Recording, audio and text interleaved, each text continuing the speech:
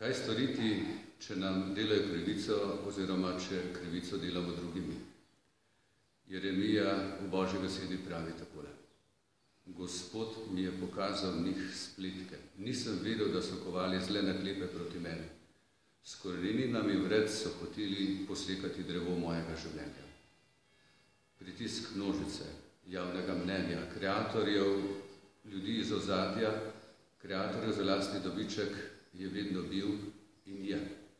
Pravijo celo, da v javnosti večkrat ponovljena neresnica, laž postane resnica. Kako hitro se damo ujeti v zanke in se preslepiti. Res je, da morda to čutimo šele takrat, ko se to loti našega prijatelja ali pa se morda spravijo na nas same in vemo, da to ni res. Ali pa, ko se zavemo, da smo nasedli reklamam in smo po nepotrebnem zapravljali denar, ki ga nikoli nimamo v izobilju.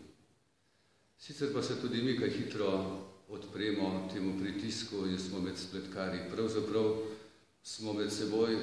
smo med spletkarji vedno, ko se prepustimo le samemu sebi, v uresničevanju svojih želja, svojih ciljev, svoje resnice. Takrat se vse v našem življenju začne. Jaz, moja resnica, moje potrebe, moje želje.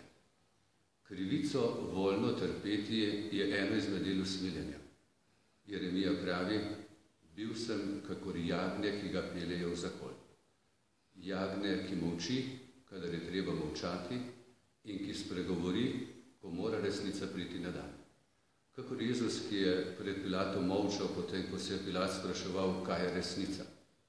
Resnica niso zakoni, resnica niso pravila. Leti so velikokrat le izgovor za naše ravnanje. Tako kot je izgovor po staro reklo, saj vsi tako delajo. Kaj je resnica, kaj je res in kaj je prav, nikoli ne sme biti le retorično vprašanje. Postane naj del naše osebne zavzetosti. Nikodem se je, čeprav je bil eden izmed judovskih voditeljev, upal tvegati in se zavzel za resnico, Pilat pa tega ni storil. Kdor je iz resnice, posluša moj glas, pravi Jezus. Kratka molitev naj nam bo vodilo našega vsakdanja. Gospod, daj, da bom sprejel, kar se spremeniti ne da, in bom spreminjal, kar se da spremeniti. Ali kakor je molil sveti papež Janez Pavel II. Gospod, daj, da se bom znal s ponižno drznostjo bližati tvojim skrivnostnim potem.